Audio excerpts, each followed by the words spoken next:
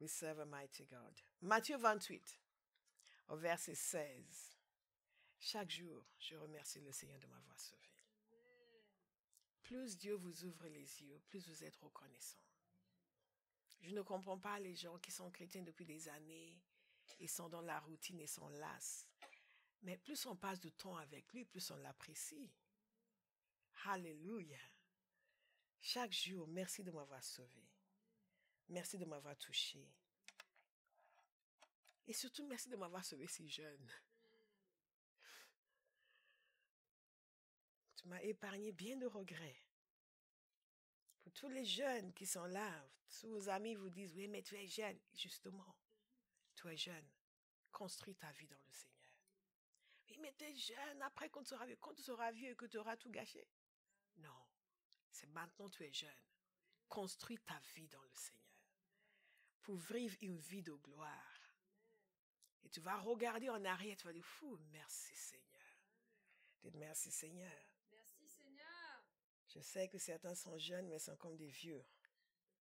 Matthieu 28, verset 16. Les 11 disciples allèrent en Galilée, sur la montagne que Jésus leur avait désignée. My God, my God. Yamanega dodo songere gazante tete. Ende gere gaso tete. La manegede stabarogoze. Ende de de de de de. Fou. Merci Saint-Esprit pour ta présence. Ouh, Jesus. Sakalelele sakata. Ouh, sekata. Levez vos mains, laissez le Saint-Esprit vous remplir. Nande gede stakate. Et my. Quelqu'un a besoin de joie ce matin et le Saint-Esprit est en train de déverser. Décidément, si Dieu n'est pas déprimé avec tout ce qu'il a géré, qu'est-ce que nous avons à être déprimés? Oh, my Father, thank you for the presence of the Holy Spirit. Zemenekata, dites, je reçois la paix de Dieu. Je reçois la joie du Saint-Esprit. Au nom de Jésus. Amen. There is no other God who lives and never ever dies. There is no. There is none. There is no other God who lives and never ever die. There is no other God like you. Donne-nous, Père, de vivre dans la conscience de ta splendeur. Dans la conscience de ta beauté. Dans la conscience de la grâce extraordinaire qui nous a été donnée. D'être né de Dieu.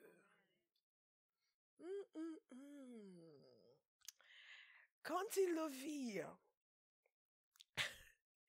ils se prosternaient devant lui, mais quelques-uns eurent des doutes.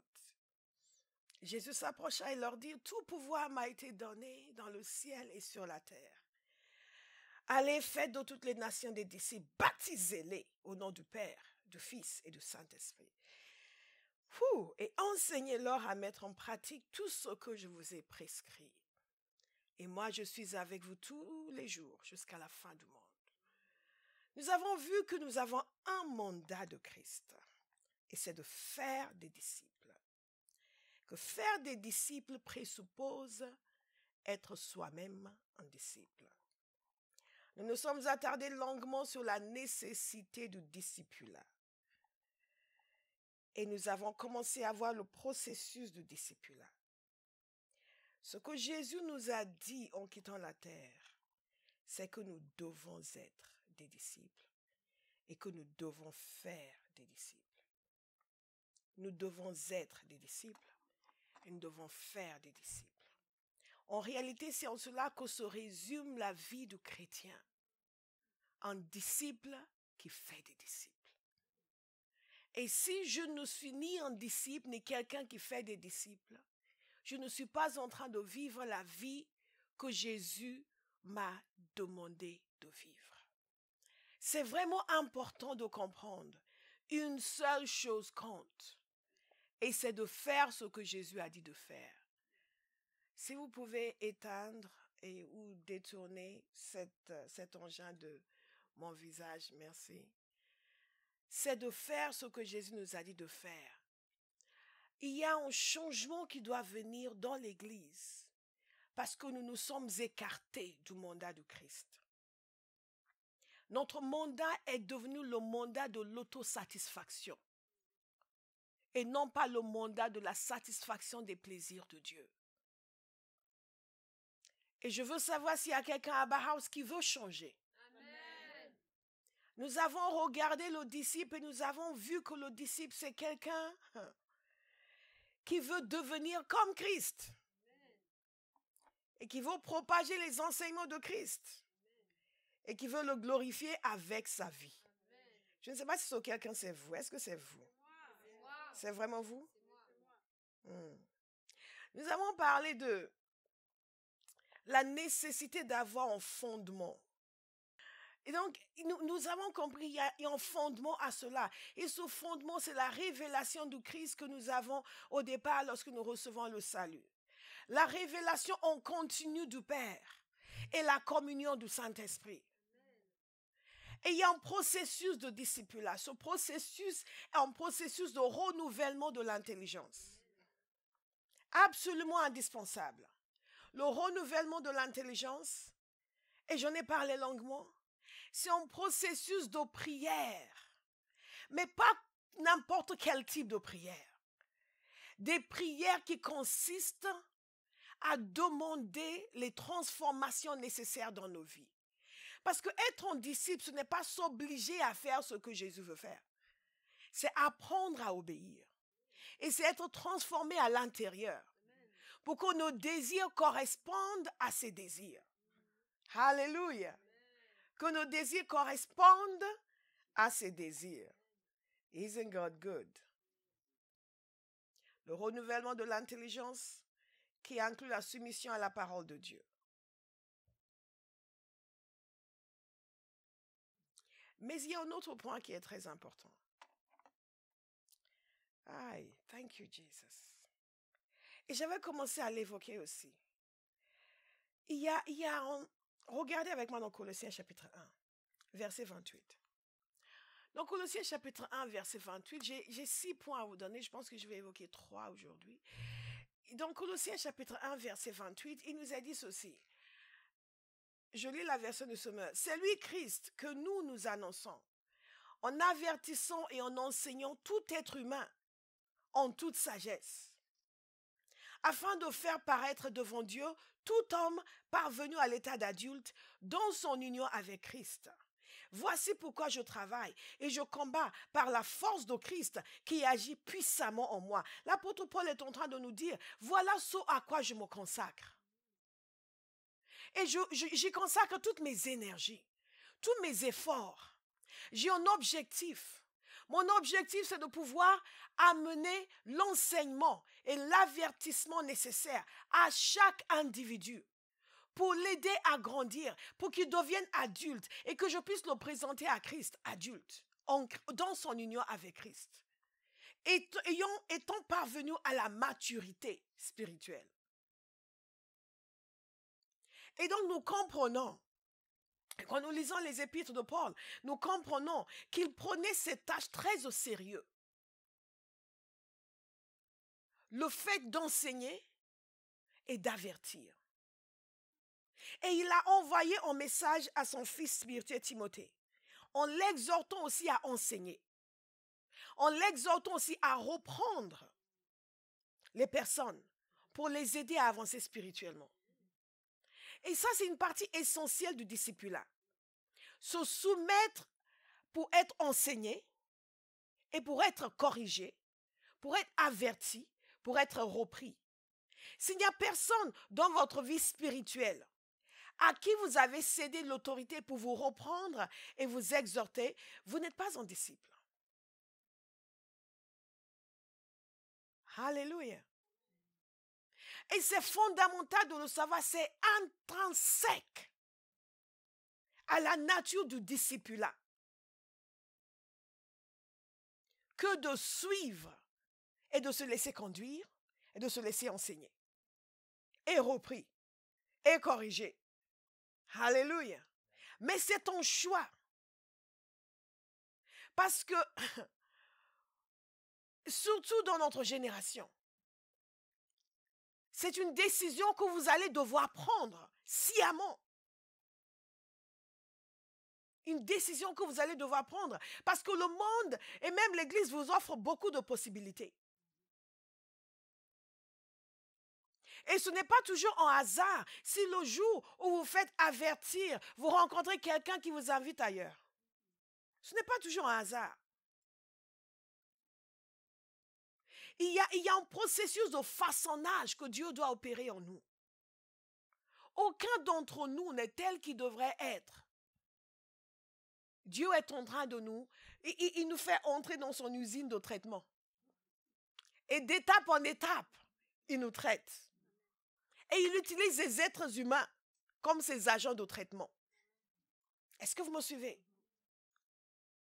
Mais si nous n'avons accepté que quiconque ait autorité sur nous pour nous reprendre et nous corriger, nous allons souvent soit subir les accusations des autres qui ne comprennent rien à notre vie et qui réagissent uniquement par rapport à nos actions, qui ne sont pas investis en nous. Donc, ne se donnent même pas la peine de prier pour nous, pour comprendre pourquoi nous faisons ce que nous faisons et nous aider à passer à l'étape supérieure. Tout ce qu'ils voient, c'est nos actions et donc nous accusent. Ou nous allons subir la complaisance de nos amis. Est-ce que vous me suivez? Combien de fois vous avez fait une bêtise et votre meilleur ami vous dit « Oh, faut pas faire attention, tout le monde se trompe. Non, mais qu'est-ce qu'ils avaient à être irrités contre toi? » T'inquiète pas. Et vous a aidé à perpétuer la même bêtise. Est-ce que vous me suivez? C'est un aspect fondamental de notre disciple-là, que de décider de me laisser instruire, de me laisser avertir, prévenir, reprendre pour mon bien. Alléluia. Pour mon bien. Pour mon bien. Il y a quelque chose que l'apôtre Paul nous dit aussi dans 1 Corinthiens 11, verset 1. Il dit ceci: soyez mes imitateurs comme je le suis moi-même de Christ. Moi, j'aime quand un serviteur de Dieu peut dire soyez mes imitateurs. Maintenant, Paul n'est pas en train de leur dire je suis arrivé à la perfection. Mais il est en train de leur dire avec assurance parce qu'il sait le prix qu'il a payé. Il sait l'engagement qu'il a manifesté. Il sait ce qu'il a comme alliance avec Dieu. Il sait ce que Dieu a mis en lui, ce que Dieu voit en lui. Et il sait que si tu m'imites, ta vie va progresser. Vous savez, il y a des choses où on n'a pas besoin de ramer. On a juste besoin de trouver quelqu'un qui a déjà vécu quelque chose, qui a déjà compris quelque chose que nous avons besoin de comprendre. Et au lieu de vouloir nous mesurer à la personne, on décide d'imiter. Je pense que je vous ai dit la dernière fois que parfois nos prières sont courtes. Au lieu de donner une longue description de ce que je veux que Dieu fasse en moi, je veux juste essayer ce que tu as fait en moi, nous fais en moi. Parce que j'ai vu quelque chose. J'ai vu qu'elle a progressé avec Dieu. Est-ce que vous me suivez?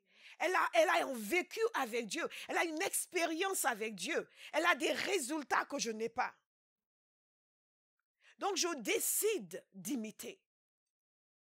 Notre problème, c'est que nous voulons nous faire valoir à nos propres dépens.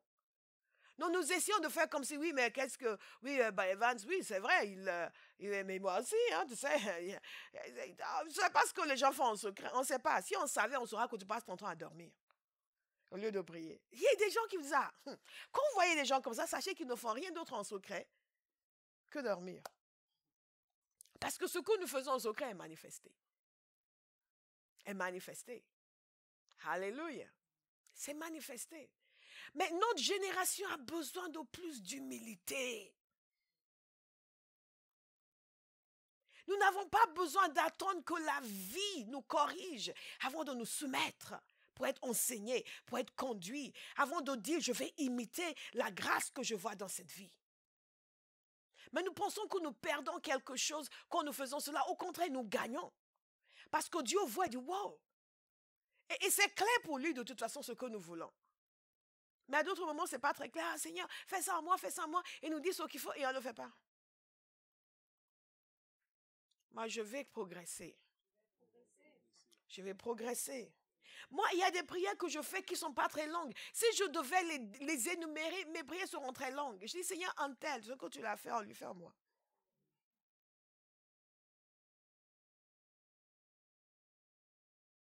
C'est pour ça que vous connaissez une de mes prières. Je dis, Seigneur, je ne sais pas ce que tu as donné à manger à l'apôtre Paul, mais donne-moi la même chose. Donne-moi. Ça en dit long. Je pourrais décrire ça pendant 3 jours. Mais j'ai vu quelque chose. J'ai Et c'est la raison pour laquelle, après toutes ces années, il reste encore la première personne après Jésus que je vais voir au ciel. Et je sais qu'il m'attend. Jésus a dû lui parler de moi. Il y a quelqu'un sur terre qui n'arrête pas de parler de toi. Tu vas devoir patienter, il ne va pas arriver tout de suite, mais je te dirai quand elle sera là. Je sais. C'est peut-être lui qui va m'accueillir. Ah, nous avons ce que nous demandons. Vous voulez être accueilli par votre arrière-grand-mère? Non, moi non, pas du tout. Moi, je veux être accueilli par l'apôtre Paul. Alléluia. Certains de nos aïeux, on ne sait pas où ils sont. Hein. Malheureusement. Parce que parfois, ceux qui nous ont laissés, aïe, aïe, aïe. Mais nos descendants sauront où nous sommes. J'ai dit, vos descendants sauront où vous êtes. Ils auront l'assurance vous concernant. Au nom de Jésus. Pas de doute. Hé, mamie, bon, et priez. Jésus est miséricordieux. Nous imitons leur style de vie. Vous savez, ce n'est que dans notre génération où nous estimons que nous savons tout. Vous savez, le discipulat par contrainte, ce n'est pas le discipulat. Si vous suivez parce que les gens vous intimident, vous ne suivez pas. Les gens vous intimident, pardon, vous ne suivez pas. Il faut qu'il y ait un désir en moi de devenir plus que ce que je suis. De devenir tel que Jésus veut que je devienne. Et je comprends que je ne le fais pas toute seule dans mon coin. Qui suis-je? Jésus leur a dit, faites des disciples. Parce que les disciples doivent être faits par quelqu'un. Ils ne se font pas tout seuls. Ils ne se font pas tout seuls. Nous ne nous faisons pas tout seuls. Et c'est totalement biblique. Mais dans notre génération où chacun fait ce qu'il veut quand il veut, mais comment il se permet de te dire que tu ne devrais pas faire ça? Mais de quel droit? De droit de faire des disciples. Le mandat de Christ. Mais chacun doit savoir ce qui est bon pour lui. C'est un peu comme quand les médecins vous prescrivent un médicament. Je me souviens à l'époque, nous on avait le palu régulièrement tous les ans. Tous les ans, une fois par an, j'avais le palu. C'était devenu une habitude. God punish the devil. Et donc, il y avait des comprimés à prendre. Il y avait aussi des piqûres. Et les piqûres, on savait exactement quand l'aiguille entrait. Là où vous savez. Ce n'est pas le bras. On est là. Et les parents qui vous regardaient. Mais non, tu n'es pas un enfant, tu ne vas pas pleurer. Et ça faisait mal. Mais c'était pour la bonne cause. Parce qu'après, le palu disparaissait. Il y a certaines choses qui traînent dans nos vies. Parce que nous n'avons pas accepté d'être des disciples. Et des années après, la gloire de Christ n'est toujours pas manifestée comme elle devrait. Parce que nous avons préféré notre orgueil à notre transformation. Des changements. Changement. Changement. Essentiel, nous ne pouvons pas devenir des disciples tout seuls dans notre coin. Et c'est pour cela que les disciples ont suivi Jésus. Ils n'ont pas rencontré d'autres. Il y a des gens qui venaient de temps en temps pour écouter un enseignement. Mais il y a des gens qui restaient avec lui. Et est-ce que vous avez remarqué que c'est à ceux qui sont restés avec lui qu'il a formé, qu'il a donné le mandat d'aller faire des disciples? Parce qu'il y a des gens, vous ne savez absolument pas ce qu'ils vont faire. Hein. Vous ne savez absolument pas ce qu'ils vont faire. Une fois, on a fait une réunion et les gens se sont avancés pour la prière. Je pense que c'était la guérison l'année dernière. Les gens se sont avancés pour la prière. Et un garçon que je ne connaissais pas, qui s'était avancé pour la prière aussi, quand je priais pour quelqu'un, s'était mis à prier aussi pour la personne. Et ça m'a un peu inquiété parce que je ne le connaissais pas. Vous comprenez? Je n'aurais pas pu lui dire, va et va apporter la guérison. Je ne savais pas ce qu'il avait en lui. Est-ce que vous me suivez? Nous retardons les échéances de Dieu dans nos vies, toujours sur les temps et les saisons, parce que nous ne sommes pas devenus des disciples. Et que ce qu'il y a en nous ne correspond pas à ce qu'il devrait avoir en nous pour que nous puissions passer à l'étape supérieure et faire ce que Jésus veut que nous fassions. Parce que nous ne nous sommes pas laissés façonner. Par contre, je peux facilement appeler quiconque que je connais à base, va prier pour cette personne, va prier pour cette personne. Pourquoi? Parce que je sais ce qu'il y a en eux. Parce que je sais ce qui a été déposé. Parce que je sais qu'il y a un façonnage, il y a un travail, il y a une transformation qui s'est produite, qui maintenant les équipe pour exercer à un certain niveau. Est-ce que vous me suivez? C'est dans notre intérêt d'être un disciple. Et pour que nous soyons des disciples efficaces, il y a un point qui est vraiment important. Et je bénis le Seigneur parce que maintenant nous diffusons nos cultes et il y a d'autres personnes qui vont recevoir ce message. Et vous tous qui nous recevez sur les réseaux, soyez bénis. Alléluia. Dites Amen à Bahouse. Et il y a un point qui est capital pour que le processus de discipulat puisse continuer dans nos vies. Il ne s'agit pas d'être en accord avec les personnes à qui Dieu nous a confiées pour faire de nous des disciples, mais il s'agit simplement de les honorer. Une des choses que j'ai comprises dans ma vie chrétienne, après ces années dans le ministère, c'est qu'il y a une chose qui bloque le flot de la grâce sur la vie d'une personne, c'est quand il cesse d'honorer. Et je vous ai souvent expliqué ça, ou du mois dernier, je vous l'ai expliqué, parce que pendant des années, je ne comprenais pas pourquoi la grâce qui était sur ma vie fonctionnait pour certains individus et à un moment, ça ne fonctionnait plus. Je priais pour, il y avait des résultats. Après, je priais pour rien. Et après, le Seigneur a commencé à me montrer, j'ai vu le même schéma. Et j'ai compris que dès lors où les gens commencent à déshonorer, il y a comme une porte qui se ferme. Et je peux m'égosiller autant que je veux. Ils ne reçoivent plus comme avant. Est-ce que vous me suivez? Mais ça ne passe pas. Ça ne passe pas. Ça ne passe pas. Ça ne passe pas. Et j'ai compris une chose, c'est que ma responsabilité pour ma vie, c'est d'honorer. D'honorer. J'ai des amis serviteurs de Dieu. Je pourrais dire, moi aussi, je suis servante de Dieu. Mais j'ai un devoir d'honneur, d'égard et de respect. Et quand quelqu'un a une parole pour moi, j'écoute comme un enfant. La compagnie Théophile met à votre disposition, pour vous et votre Église, un outil d'évangélisation unique et efficace, le DVD Qu'est-ce que l'Évangile ? Partagé en 4 vidéos, le message de l'Évangile, l'histoire, la promesse, la personne, la puissance. Prix 3 € le DVD, offre spéciale 15 € les 10 DVD.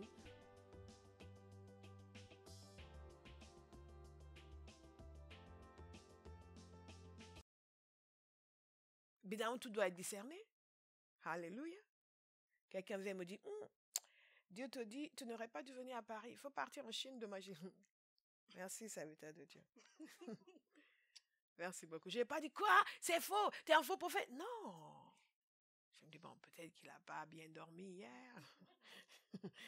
Peut-être qu'il a eu un souci avec son épouse et que il est un peu triste aujourd'hui. Donc, Alléluia.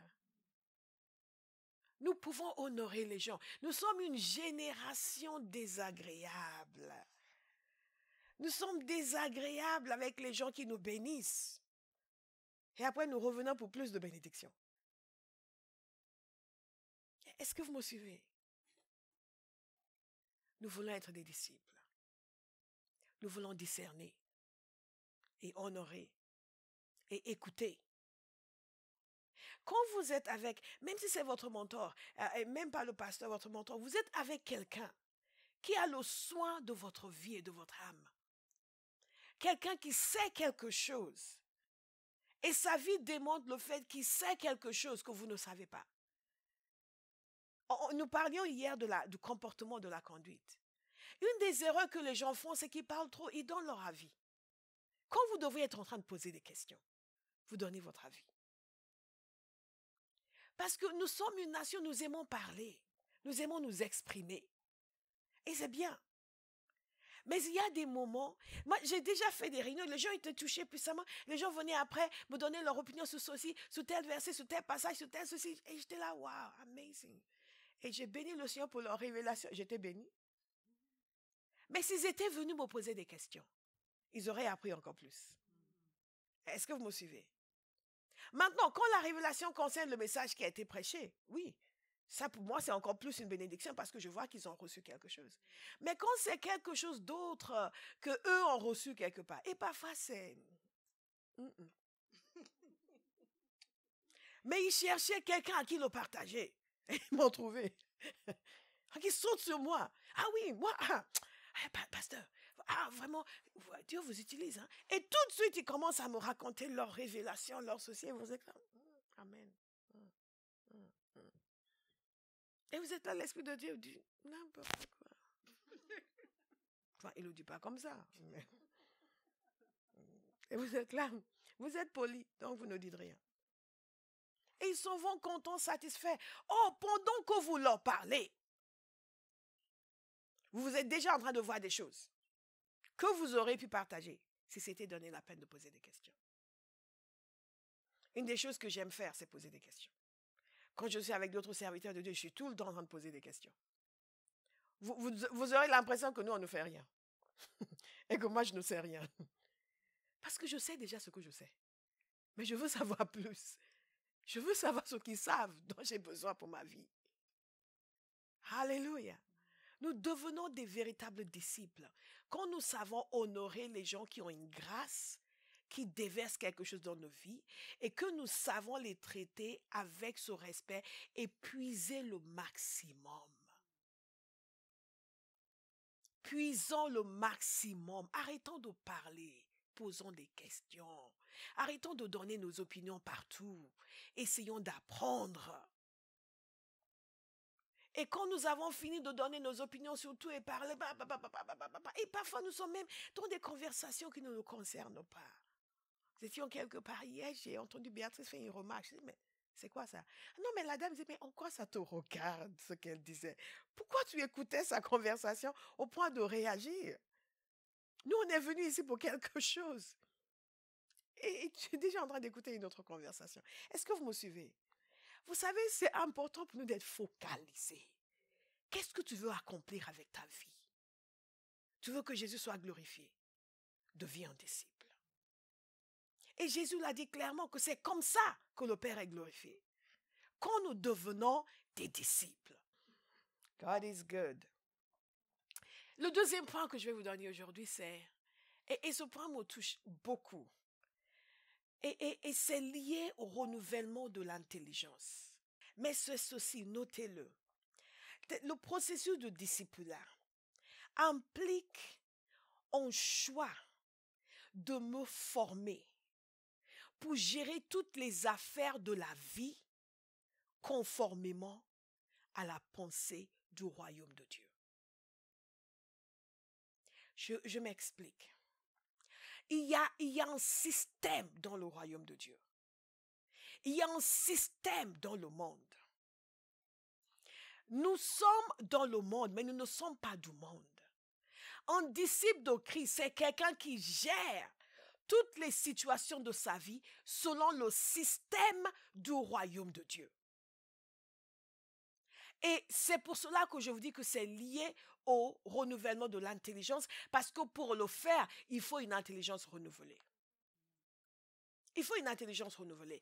Il y a des relations de cause à effet dans le monde. Il y a des relations de cause à effet dans le royaume de Dieu. A plus A plus B dans le monde, c'est AD. A plus B dans le royaume de Dieu, c'est AB. Est-ce que vous me suivez? Pourquoi je dis cela? Parce que la voix de Dieu est toujours la bonne. Et donc, quand vous êtes face à une situation de vie, je vous parle du processus de discipulat. Comment nous devenons des disciples et nous vivons comme des disciples. Vous êtes face à une situation de vie. Et vous savez, c'est parce que les gens n'ont pas compris cela que le message du dimanche est pour eux un message d'encouragement et pas un message de transformation. Beaucoup de chrétiens, leur vision du message, c'est l'encouragement. Ah, le Seigneur nous a vraiment encouragés aujourd'hui, il nous a bénis. Donc, c'est provisoire. C'est ce que je ressens sur le moment. C'est pour cela que les serviteurs de Dieu se sentent obligés de susciter l'émotion. Parce que si les gens ne ressentent rien de fort, ils ont crié, ils ont hurlé, et ils n'ont pas l'impression d'avoir été bénis. La plus grande bénédiction que nous pouvons avoir, après, bien sûr, notre nouvelle naissance, la présence du Saint-Esprit, c'est le changement de notre manière de penser. Est-ce que vous me suivez? Parce que c'est ce qui conditionne nos paroles, nos actions et nos vies. Aujourd'hui, en tant que chrétien, vous êtes ce que vous avez fait. Est-ce que vous me suivez? C'est pour cela qu'il y a un lien. Donc, je suis confrontée. Chaque situation de vie est une opportunité pour grandir comme disciple. Jésus avait un fonctionnement différent des gens autour de lui. Il a dit, je ne dis que ce que j'entends dire mon Père. Je ne fais que ce que je vois faire mon Père. Alléluia. Et donc, qu'est-ce que Dieu fait? Si Dieu travaillait dans mon bureau et qu'il y a un conflit dans le bureau, dans le monde, il y a une manière de gérer le conflit.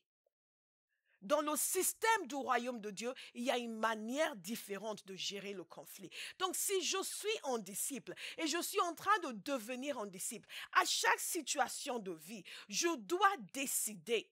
Chercher d'abord si je ne sais pas et ensuite décider de prendre les mesures, de dire les choses et de faire les choses conformément au système du royaume de Dieu. Et ça fait partie du processus de discipulat parce que parfois nous ne savons pas.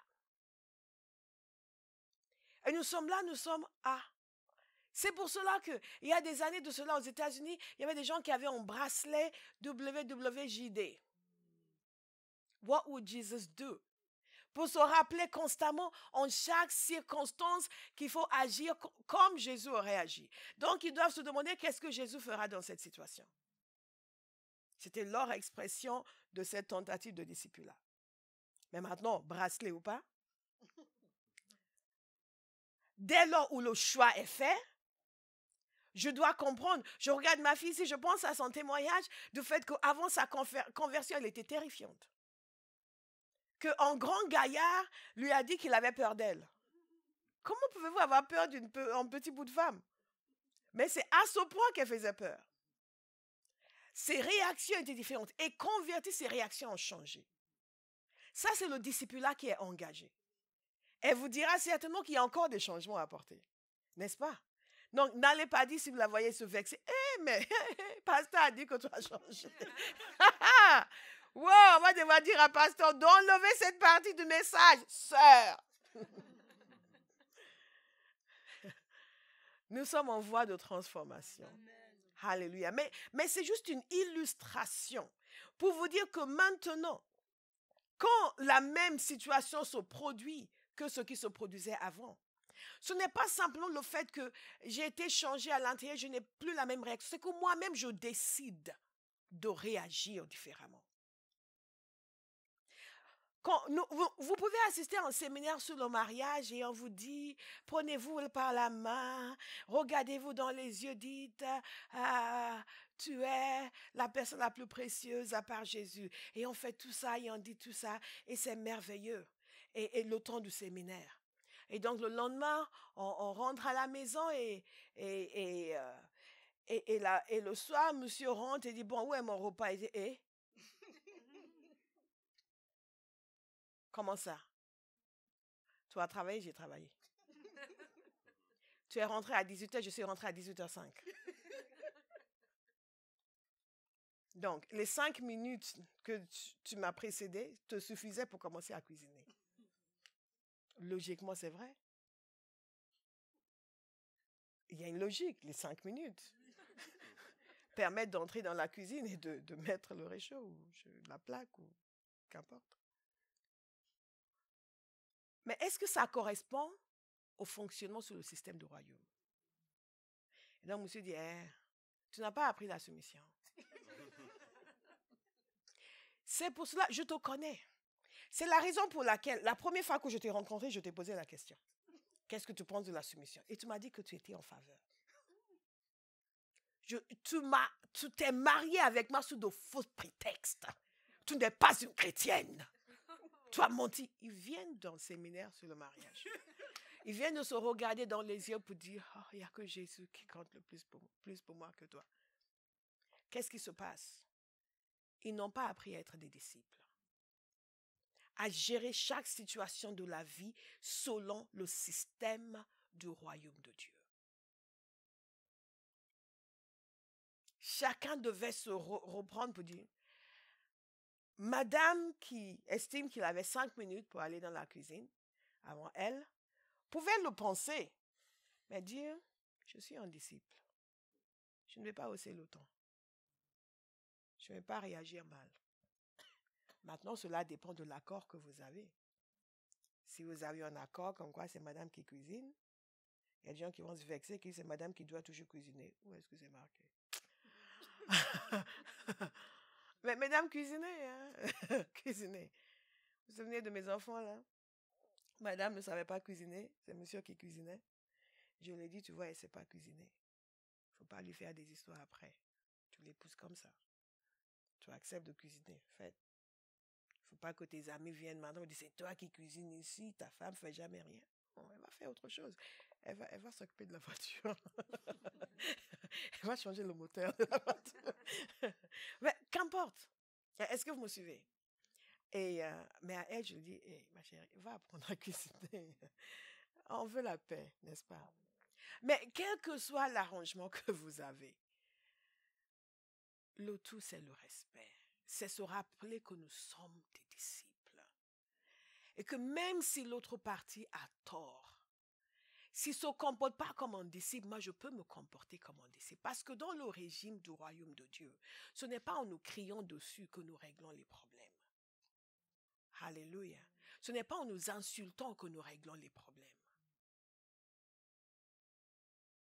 C'est appliquer à chaque situation de la vie le système du royaume de Dieu. Que ce soit le système du royaume de Dieu pour la prière, Jésus nous en a parlé, Matthieu 5, 6, 7, 8. Jésus a parlé longuement de différentes choses, différents fonctionnements de quelqu'un qui veut être droit devant Dieu. Et la difficulté que nous avons aujourd'hui, nous pensons que notre comportement n'a rien à voir avec notre foi. C'est tout le contraire. Notre foi doit se manifester par nos œuvres. Je suis en droit de croire que vous n'êtes pas converti si vous ne vous comportez pas comme un vrai chrétien. Même si vous parlez en langue. Parce qu'il y a des démons qui parlent en langue. Pas la même langue, mais ils parlent quelque chose. Est-ce que vous me suivez? Si votre comportement ne manifeste pas le caractère de Christ, vous ne pouvez convaincre personne que vous êtes vraiment sauvé. Et Jacques nous l'explique. Et beaucoup de chrétiens pentecôtistes n'aiment pas le livre de Jacques. Il pense que c'est les œuvres. Non, il est simplement en train de nous montrer que ce que nous croyons doit se refléter dans notre conduite. Et cette foi que nous disons avoir doit se voir dans nos œuvres. Et un disciple, c'est quelqu'un dont les œuvres témoignent de sa foi. Chaque situation de ma vie, il y a un licenciement au travail. Comment est-ce que les gens du monde fonctionnent? Comment est-ce qu'un disciple fonctionne? Quel est le système du royaume de Dieu? Le système du royaume de Dieu, Jésus a dit, ne vous inquiétez de rien. N'est-ce pas?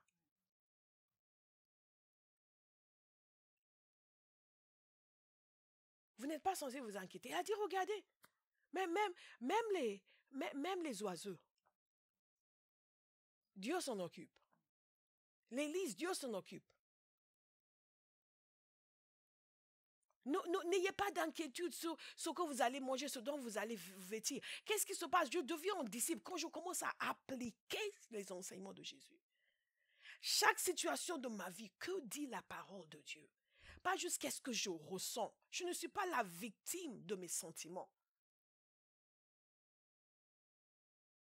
Le processus de discipulat implique le choix de dire, je décide d'ordonner mes pensées, mes paroles, mes gestes, mes actions, conformément au système du royaume de Dieu.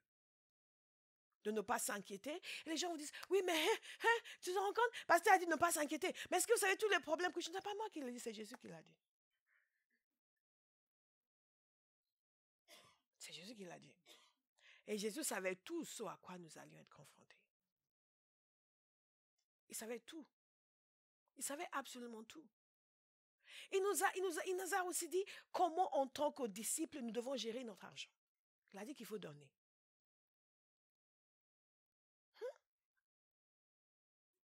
Il y a des gens, leurs mains sont fermes, sont collées à leur dos. Collées à leur dos. Même pour donner à Dieu, c'est difficile. Encore moins donner aux autres autour. Même pour donner à Dieu, c'est difficile. Alors donner à leurs amis, donner à leur famille. Ah non, moi je travaille pour mon argent. Hein. Et si Dieu te cassait les jambes? Dieu ne casse pas les jambes aux gens, c'est juste une façon de parler. Pasteur Bola a dit que si on ne donne pas à notre famille, Dieu va nous casser les jambes. Non. Il faut faire attention. Les conclusions auxquelles les gens arrivent. Donc, pasteur, quand on ne donne pas à nos familles, Dieu nous casse les jambes. Il nous casse la tête aussi. Non.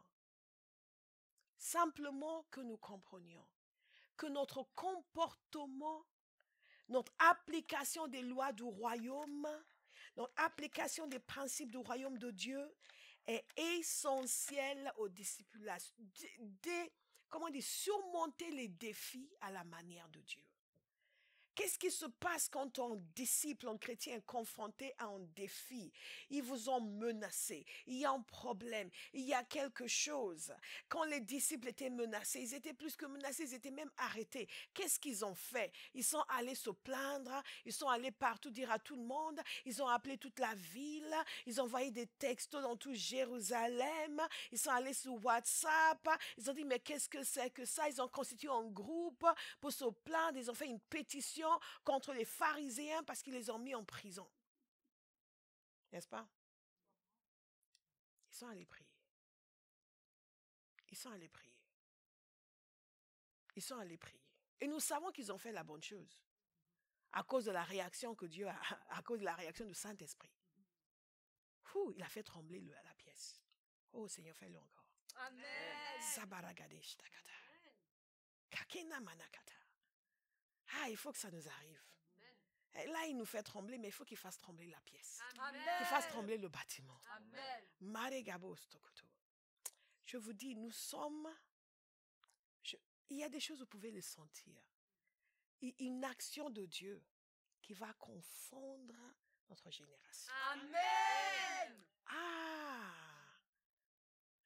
I can taste it. Amen.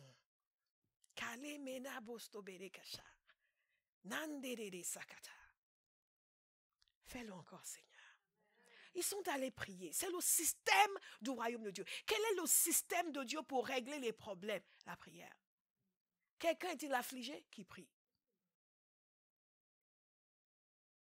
Qui se plaigne de son mentor à tout le monde? Qui fasse une pétition pour enlever le pasteur? Qui se plaigne à tout le monde? Dès qu'on arrive, ça va, en ce moment vraiment, je sais qu'on prie à base, mais non, qu'ils prient. Et ils ont prié, ils ont dit, étends ta main. Étends ta main. Agis. Le système de Dieu. Les problèmes se règlent avec la prière. Avec la prière. Parfois, vous rencontrez des gens et ils vous racontent leurs difficultés. Ils leur disent, ok, prends un temps de jeûne et de prière. Vous regardez, hein? Et vous comprenez que c'est une autre langue que vous leur parlez. Non, prends un temps de jeûne et de prière. Écoute, tu vas prier ça, et ils vous regardent comme quoi. Vous n'avez pas une autre solution. Et vous les regardez et vous dites, mais quelle solution je vais t'apporter? Je vais venir battre mon patron. Quoi? Je vais aller à la police? Non. Tu vas prier. Dieu nous a donné un moyen de changer les choses sur la terre.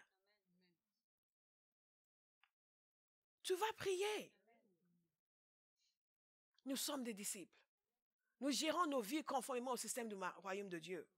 Nous faisons nos choix conformément au système du royaume de Dieu. Et je reviens encore à mon sujet préféré. Non, mais je sais que c'est votre sujet préféré. Nous nous marions conformément au système du royaume de Dieu. S'il ressemble à un païen, c'est probablement un païen.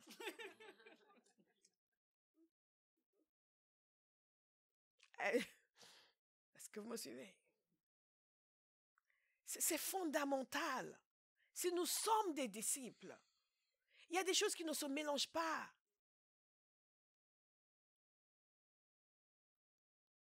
Et il y a même certains chrétiens qui ne sont pas recommandables.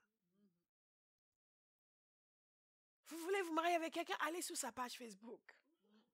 Allez voir ce qu'il partage. Il y a certaines choses qui ne trompent pas. Il y a des gens qui sont hypocrites, bien sûr. L'Éternel est puissant. On partageait les posts de Abba House. Dieu est grand. Ouais, le beau visage de Pasteur Bolan. Mais il y a certaines choses qui ne trompent pas. Avant d'aller loin, allez voir les anciens posts, avant qu'ils ne commencent à partager les posts de Abba House. Il y a des choses que les gens qui se disent chrétiens exhibent en public. Vous vous demandez ce qu'ils font en privé. En style du royaume de Dieu. Et le dernier point que je vais vous donner aujourd'hui, parce que le temps est passé. Vous avez remarqué que c'est une application consciente. Ce n'est pas quelque chose qui vient au hasard. C'est un choix. Je vais me regarder. Que dit la parole de Dieu à ce sujet? Peut-être que je ne savais pas avant. Donc, c'est mon processus de discipulat. Je ne vais pas juste réagir par rapport à mes anciens instants. Oui, mais moi, avant, c'est comme ça. Ah, ça, c'est avant. Ça, c'est pré-Jésus. Maintenant, nous sommes dans un autre système. Nous allons fonctionner différemment. Oui, bon, nous, on a décidé, on va changer de ville, on va aller vivre là-bas, là-bas, il y a beaucoup de soleil, etc. Non, ce n'est plus comme ça dans le royaume. C'est pas juste, j'ai envie d'aller vivre là-bas, j'y vais. Non, c'est Jésus, qu'est-ce que tu dis? Est-ce que tu m'envoies là-bas? Parce que maintenant, j'ai un mandat pour servir Christ, faire des disciples. Donc, est-ce que tu m'envoies? Si tu ne m'envoies pas là-bas, je reste où je suis. Parfois, il y a des gens qui ont perdu leurs enfants parce qu'ils ont décidé d'aller vivre quelque part parce que, vous savez, l'atmosphère est agréable. On a une grande maison, mais il n'y a pas d'église. Donc, ils arrêtent d'aller à l'église. Ils prient à la maison. Et les enfants grandissent. Oh, c'est quoi ces choses-là? Est-ce que vous me suivez? Il y a un système du royaume. Nous devons décider nous-mêmes d'appliquer ce système du royaume de Dieu. Hey, alléluia! C'est une application consciente. Donc, quand nous comprenons cela, le message que nous entendons cesse d'être simplement un message d'encouragement. Ça devient un message de vie, un message de transformation de vie. Comme le message que nous avons eu la semaine dernière sur les temps et les saisons et l'accélération, ça devient un message de transformation de vie. Ce n'est pas des informations supplémentaires qui nous sont données. C'est un outil qui nous est donné pour amener notre vie dans une dimension de correspondance absolue, non seulement avec les projets et les plans de Dieu, mais avec le temps et avec la saison de Dieu pour nous. et un outil pour rattraper ce que nous avions perdu. Zemagarobo sokote, stenkaka, sindede de stoboto kote, zemekere basotoko, stekekeke, zambeke sekato shteboke. Je vais vous dire ceci. Et le Seigneur me permettra de revenir sur ce point la prochaine fois. Et c'est ceci. Le processus du discipulat veut dire que nous décidons de suivre Jésus et de renoncer à tout. Luc 14 au verset 33. Ainsi donc, aucun de vous, à moins de renoncer à tout ce qu'il possède, ne peut être mon disciple. À moins de renoncer à tout ce qu'il possède, ne peut être mon disciple. En méditant sur cela, j'ai pensé à un jeune homme qui était allé voir Jésus et qui voulait le suivre. Et quand Jésus lui a dit ce qu'il devait faire, aller vendre tout ce qu'il avait, donner aux pauvres et venir le suivre, la parole de Dieu nous dit qu'il était attristé. Pourquoi est-ce qu'il était attristé? Parce qu'il possédait beaucoup de choses. Et il ne voulait pas s'en séparer. Et je ressentais presque la peine de Jésus en le voyant s'éloigner. Pour se dire, si seulement il savait à quoi il vient de tourner le dos.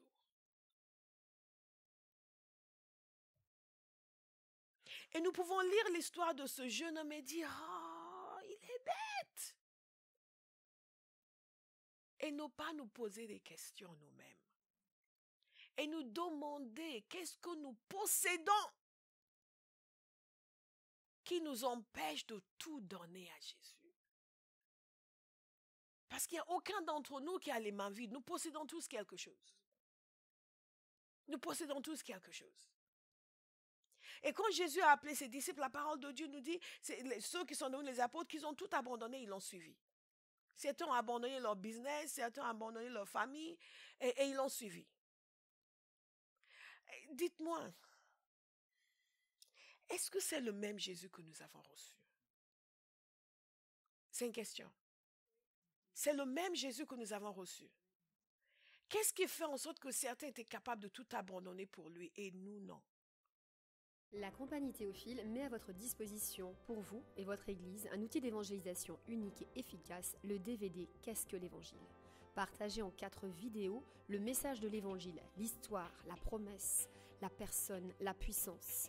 Prix 3 € le DVD, offre spéciale 15 € les 10 DVD.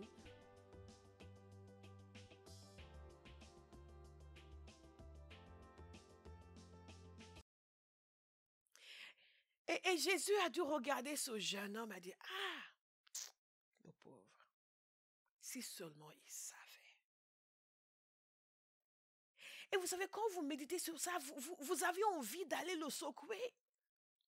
Seigneur, que je sois transporté dans le temps pour aller le secouer, pour dire, non, viens, suis le Seigneur. Suis-le. Parce que regardez ceux qui sont devenus, ceux qui l'ont suivi. Regardez ceux qui sont devenus.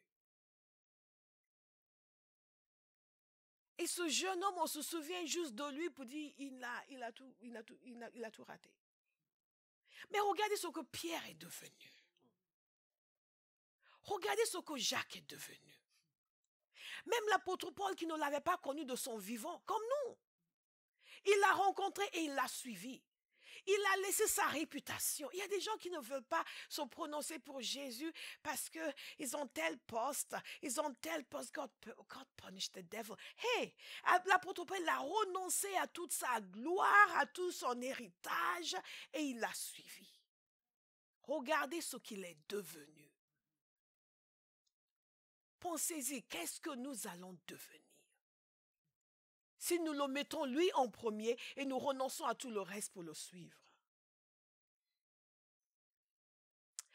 Hey, je suis toujours interpellée par ces gens qui sont capables de tout abandonner pour suivre Jésus. Et quand j'étais jeune dans la foi, je commençais à lire des histoires de réveil et je priais pour moi-même. Parce que je me rendais compte que moi, je possédais des choses. Et que j'étais attachée à une certaine image de moi et à un certain style de vie. Que Dieu nous délivre. Un vrai disciple suit Jésus, pas ses intérêts. Parce qu'en réalité, notre plus grand intérêt est en Christ. Un vrai disciple fait de Jésus sa priorité et des choses de Dieu sa priorité. Et c'est l'absence de disciple-là qui fait que nos églises sont comme elles sont. Elles sont bondées pour des événements et après, quand c'est pour prier, waouh! Il y a quelques années, j'ai vu un message du pasteur Jim Simbala de Brooklyn Tabernacle. Cette vidéo doit être encore en ligne. Et j'ai dit, c'est exactement ça. C'est une église qui a été fondée sur la prière. Et la réunion de prière est toujours bondée. Et d'autres pasteurs de méga-églises, des églises de dizaines de milliers de personnes, et leur réunion de prière, il y a à peine une centaine de personnes. Mais le dimanche, wow, le monde. Et ils demandaient comment ils faisaient. La grande faiblesse de l'église aujourd'hui, c'est que nous ne suivons plus Jésus, nous suivons nos appétits. Et nous avons concocté une vision du christianisme qui ne correspond absolument pas à la réalité. Et personne ne veut se sacrifier. Tout le monde veut de la bénédiction. Mais la foi chrétienne, c'est le don de soi. C'est l'abandon. Jésus est allé voir des hommes qui vivaient leur vie et leur a dit, suivez-moi. Il n'a même pas regardé en arrière pour dire, ah bon, je sais que vous avez. Non, suivez-moi. Et ils l'ont suivi. Il n'a pas dit à Pierre, bon, écoute, ta femme. Il savait que Pierre avait une femme. S'il avait une belle-mère, il avait une femme. Et c'est pour ça que Pierre dit, mais nous, on a tout laissé. Il dit, non, c'est bon. Il n'a pas dit, non, ne laisse pas tout. Il faut arrêter de dire aux gens de ne pas laisser. Il faut laisser. Dans le royaume de Dieu, il faut se donner. Il dit, oui, on comprend, vous ne pouvez pas venir à la prière parce que vous avez des enfants en bas âge. Amenez-les. Il y a des gens qui se plaignent parce que oui, on est obligé d'amener les enfants à la prière. Et heureusement pour vos enfants qui grandissent dans une atmosphère de prière. Après, quand ils deviennent des délinquants, vous allez venir que le pasteur jeune ait pris pour eux. Qui est-ce qui a dit que ça fait de mal aux enfants d'être à la prière? Où est-ce que c'est marqué qu'un enfant doit aller au parc et ne pas être à la prière? Ça, c'est la pensée de notre génération. Combien de parents chrétiens aujourd'hui sont en train de pleurer parce que leurs enfants ne marchent pas avec Dieu? Ce ne sera pas votre témoignage. Amen. Nous sommes censés nous donner. Toujours étonné par ces gens qui donnaient tout pour le Seigneur. J'ai lu l'histoire d'une femme. Oh, ça m'a bouleversée. Son fils et deux autres étaient partis comme missionnaires. À l'époque où, oh, c'est Magari Manashakata. Ils étaient partis comme missionnaires dans le nord du Nigeria, au début du 18e, milieu du 19e siècle. C'était des partis qui n'étaient pas du tout évangélisés, mais alors pas du tout, pas de missionnaires du tout. Il y avait les musulmans et les païens. Donc ils voulaient au moins toucher les peuples païens. Et deux d'entre eux, ils étaient trois, deux étaient partis et un était resté à Lagos pour faire la communication. Les deux qui sont partis sont morts. Et celui qui est resté à Lagos a pris peur, il est retourné en Angleterre. Il est allé voir la mère de son confrère qui est décédé. La mère de son confrère qui est décédé l'a regardé et lui a dit, écoutez monsieur, moi je préférais 1000 fois, si c'était mon fils, si vous étiez mon fils, qu'il meure tout seul là-bas plutôt que de revenir terrifié en Angleterre. Ça, c'est une femme que son fils, dont le fils venait de décéder. Pour elle, c'était une gloire qui meurt pour l'évangile. Tout ce que nous voulons, c'est que Dieu nous bénisse, Dieu nous bénisse, Dieu nous bénisse. Nous ne pouvons même pas sortir dans la rue pour évangéliser. Quel type de discipline est-ce que nous sommes? quel type de disciple? Une mère. Puis je préfère 1000 fois que mon fils meure sur le champ missionnaire que de revenir terrifié en Angleterre. Je parlais avec Béatrice de l'histoire d'une femme, une Américaine. Elle est née au 19e siècle, elle est morte au 18e siècle, elle est morte au 19e. C'était la première femme noire consacrée comme ministre de Dieu dans l'église méthodiste aux États-Unis, Jared Lee. Et cette femme avait reçu l'appel de Dieu de façon surnaturelle. Mais elle avait parlé à son pasteur qui disait que non, on n'ordonne pas les femmes. Les femmes ne prêchent pas. Et elle s'est mariée avec un homme qui était pasteur. Et 8 ans après, il est décédé. Le Seigneur est revenu réitérer son appel. Au 18e siècle. Donc, elle est retournée dans son église où elle était avant. Et par un concours de circonstances, le Seigneur, il y a eu un problème avec la personne qui prêchait. Et elle a senti l'onction de l'Esprit, elle s'est levée, elle a parlé. Et quand elle a fini, elle tremblait, elle disait, ouh là là, ils vont me reprendre, ils vont me chasser. Et son pasteur s'est levé, il a dit, ah, je me souviens qu'il y a 8 ans, elle était venue me voir pour dire que Dieu l'avait appelée. Et j'avais dit non. Si je vois que la main de Dieu est sur elle. Et il l'a ordonné.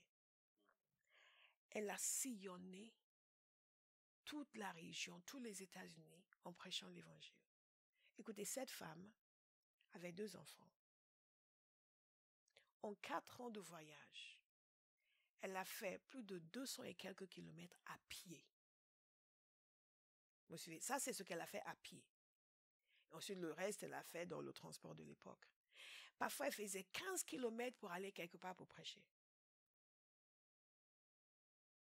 Parfois, elle faisait des kilomètres à l'arrivée et on ne la laissait pas prendre la parole. Parce que c'était une femme. Mais toute sa vie, elle est allée de lieu en lieu. Elle a annoncé l'évangile. Et quand je pense à des gens comme ça, je me demande, est-ce que nous avons reçu le même Jésus?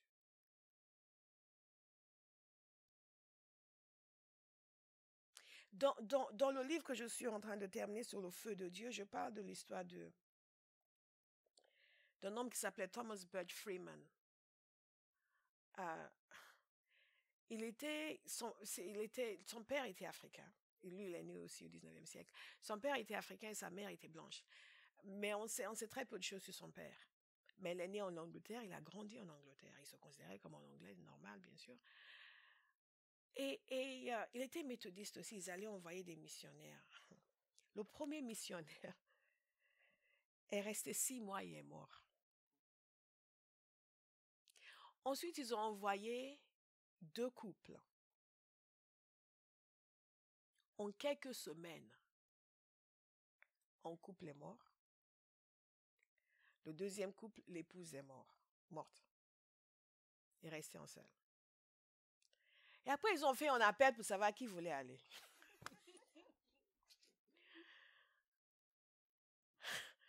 C'est là où les chrétiens du 21e siècle se révoltent et se mettent sur Facebook et sur YouTube pour dire, oui, les gens qui envoient les gens à la mort, c'est pas de Dieu. Ça, c'est pas une parole de Dieu. On va examiner ça bibliquement. On aurait fait pléthore de vidéos pour dénoncer le comité qui envoyait des gens mourir. Et cet homme qui avait à peine 27 ans à l'époque a senti l'appel de Dieu. Et il a écrit quelque chose pour dire que s'il vivait, s'il mourait, c'était pour Christ. Vous suivez? Et il s'est présenté. Donc, quand vous savez que 5 personnes sont déjà mortes, et après vous décidez, ce n'est pas comme maintenant, vous avez mal à la tête, vous allez à l'hôpital. Ou vous demandez aux gens de prier pour vous. Ils ne comprenaient même pas la guérison divine à l'époque. Est-ce que vous me suivez?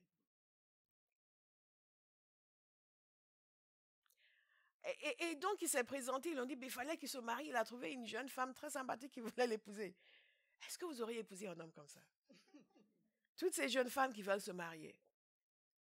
Est-ce que vous auriez épousé un homme comme ça qui vous dit, bon, je vais partir c'était la région de Ghana, Gold Coast à l'époque. Je vais partir là-bas comme missionnaire. Je ne peux pas te garantir que tu vas survivre 6 mois. Mais est-ce que tu veux bien m'épouser pour qu'on aille servir le Seigneur ensemble? Et cette jeune femme l'a épousé. Ils sont partis. Peu de temps après leur arrivée, il est tombé malade. Sa femme l'a soigné. Ensuite, sa femme est tombée malade et elle est décédée. Mais il n'est pas reparti. Oh, ce que je ne vous ai pas dit. Il est arrivé en s'attendant à voir l'autre missionnaire venir l'accueillir, celui dont la femme était décédée, qui faisait partie du groupe de 4. Et dès qu'ils sont arrivés, lui et sa femme, ils ont dit, ah non, mais elle est décédée il y a quelques semaines. Donc les deux sont arrivés à.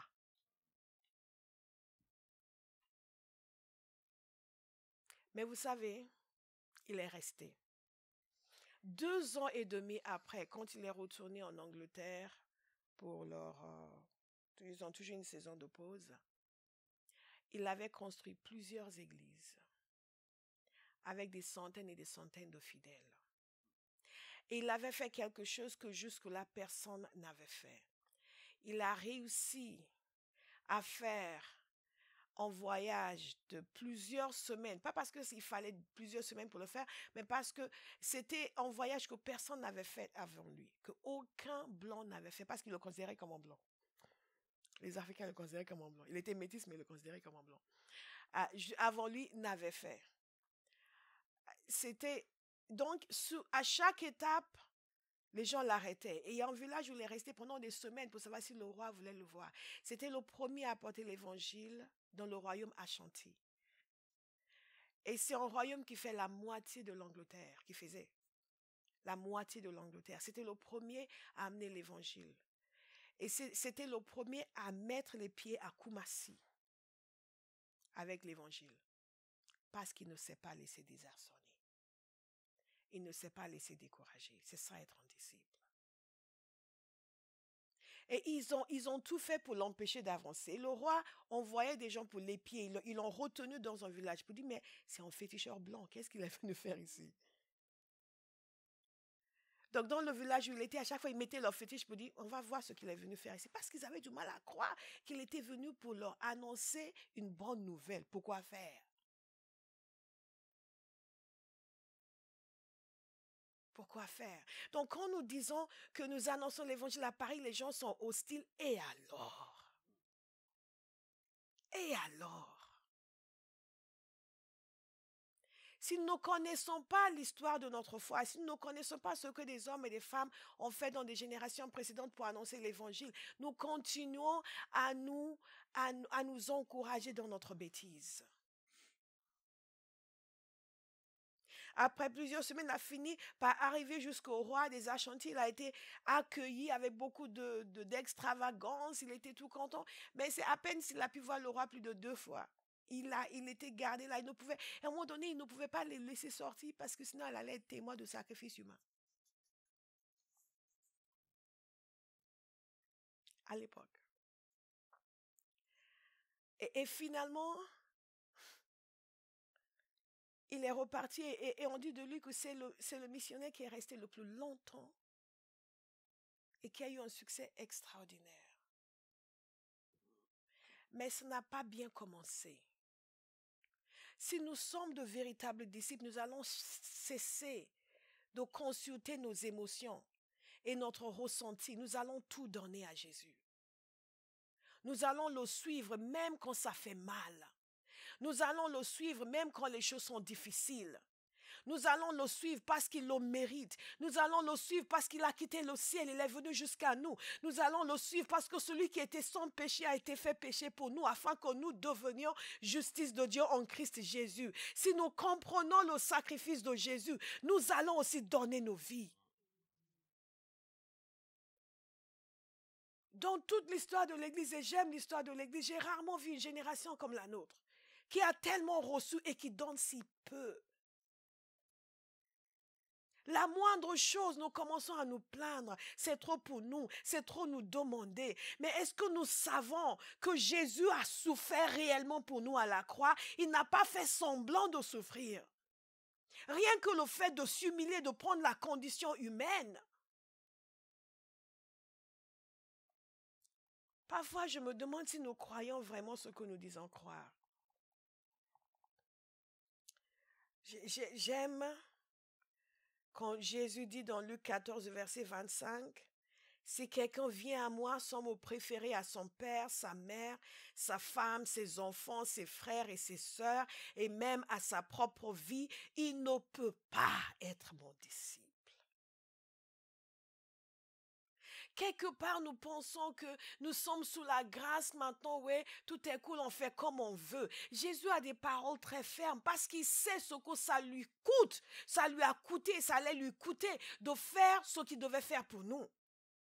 Et pour lui donner nos vies, c'est un privilège. Nous disons que c'est un sacrifice parce que notre chair est si forte, mais en réalité c'est un privilège. Pourquoi le Dieu de toute la terre voudra de nous? Il y a des êtres humains qui ne veulent même pas de vous. Vous venez pour dire, est-ce que je peux dire non, non, non, non, non, non.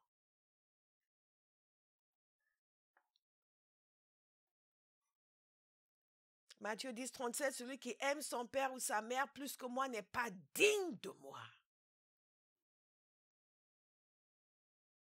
Et celui qui aime son fils ou sa fille plus que moi n'est pas digne de moi. C'est Jésus qui l'a dit. Est-ce que nous lisons la Bible? Certains d'entre nous, nos enfants sont notre divinité.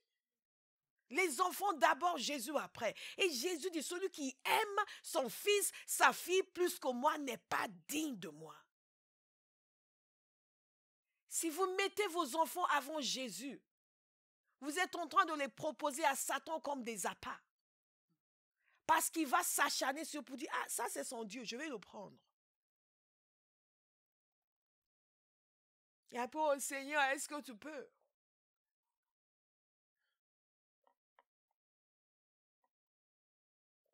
Vous savez, nous sommes un peu comme ce jeune homme qui est prêt à tout, qui veut suivre le Seigneur jusqu'à ce qu'il nous dise ce qu'il veut de nous. Là, on change d'avis. Ou on reste très très loin derrière pour qu'il ne voit pas qu'on est là. Et qu'il ne nous demande rien. Il y a des gens qui veulent juste, ils sont là, pouf, vous ne les voyez plus parce qu'il ne faut surtout pas qu'on vous demande quoi que ce soit. Que Dieu nous délivre.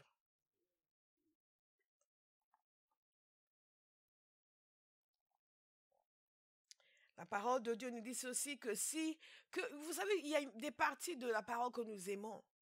Nous aimons par exemple quand il nous dit que nous n'avons pas reçu un esprit d'esclavage, n'est-ce pas? Et que nous avons reçu un esprit d'adoption par lequel nous crions Abba Père. L'esprit lui-même rend témoignage à notre esprit que nous sommes enfants de Dieu. Yeah! Au verset 17 aussi, nous sommes enfants, nous sommes aussi héritiers. Yes! Héritiers de Dieu et co-héritiers de Christ. Ah! Si toutefois, nous souffrons avec lui, afin de prendre aussi part à sa gloire. Est-ce que quelqu'un ce matin veut encore être un disciple? Nous sommes disciples de Christ. Que notre conscience soit éveillée ce matin. Que quelque chose résonne en nous aujourd'hui. Pour comprendre que si nous ne devenons pas des disciples, nous allons gaspiller nos vies. Jésus ne nous a pas donné d'autres possibilités. Il ne nous a pas donné d'autres. Il n'y a pas la catégorie de ceux qui sont des disciples et la catégorie de ceux qui sont des chrétiens moyens. Il ne nous a pas donné d'autres possibilités. Et il y a une éternité. Que Dieu nous ouvre les yeux. Que nous cessions d'être accaparés par les choses présentes, terrestres et charnelles, au point où nous oublions ce que Jésus veut de nous. Beaucoup de chrétiens vivent comme si Jésus était irréaliste. Ils demandent des choses, mais ce n'est pas vraiment réaliste. Mais tout ce qu'ils demandent est réaliste. Cette même puissance qui nous guérit, cette même puissance par laquelle nous sommes convertis, c'est la même puissance qui opère notre transformation. C'est la même puissance qui opère le changement. C'est la même puissance qui nous donne un cœur pour le suivre. C'est la même puissance qui nous donne un cœur pour le servir. Et quand j'ai commencé à me demander, je posais ces questions à des gens. Je dis, mais comment ces gens, comment est-ce qu'ils avaient ce genre de cœur pour tout abandonner et aller servir Dieu? Et parfois c'est dans notre pays, parfois c'est dans d'autres pays. Comment est-ce qu'une femme comme cela, il y a une autre histoire que je raconte dans le livre Into the Fire, c'est l'histoire d'une femme qui s'appelait Mother Shepard en Angleterre. C'est une des premières dans l'armée du salut, une femme qui avait 4 enfants en bas âge, et le capitaine Booth l'a envoyée au pays de Galles avec 4 enfants. Enfin, elle avait 2 qui étaient des adolescentes et 2 autres enfants. L'a envoyée avec 4 enfants, une femme seule, pour aller fonder une assemblée. Pas au 21e siècle, pas au 20e siècle. Et elle dit, mais moi je ne sais même pas prêcher. Et vous savez ce qu'il lui a dit? Quand elle arrivait, parce qu'elle était d'origine galaise, elle est arrivée à Londres petite, mais elle parlait encore la langue, parce que sa famille parlait la langue. Et il lui a dit, en arrivant, elle devait louer la salle la plus grande. Non mais vous vous rendez compte? Elle a loué une grande salle de 1500 places. Elle est allée dans la rue, elle a commencé à prêcher. Et les gens l'ont harcelée, et elle aussi. Et tout le monde a entendu qu'il y avait une femme avec du caractère qui était arrivée. Et elle est restée. Elle est restée. Elle est restée. En dépit des difficultés. Est-ce qu'il y a un disciple à Bauhaus? Est-ce qu'il y a quelqu'un qui va tout donner à Jésus? Qui va faire l'œuvre de Dieu, qui va faire la volonté de Dieu dans sa génération et qui va tenir, quelles que soient les difficultés. Si c'est votre cas, nous allons nous lever, nous allons prier.